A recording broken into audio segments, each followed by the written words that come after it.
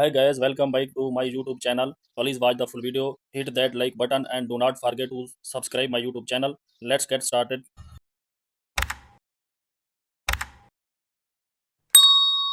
Open the Pixel app, select the import button, go to the gallery, select a picture, adjust the picture, and then select another picture, adjust the picture, remove the background, select the erase color, enable button down, adjust the picture, and then select another picture, adjust the picture, remove the background, select the erase color, enable button down, adjust the picture, then select the import button, go to the gallery, select another picture, adjust the picture, remove the background, select the erase color, enable button down, adjust the picture, select the text option, edit by rating, change the color, select the color option, adjust the color,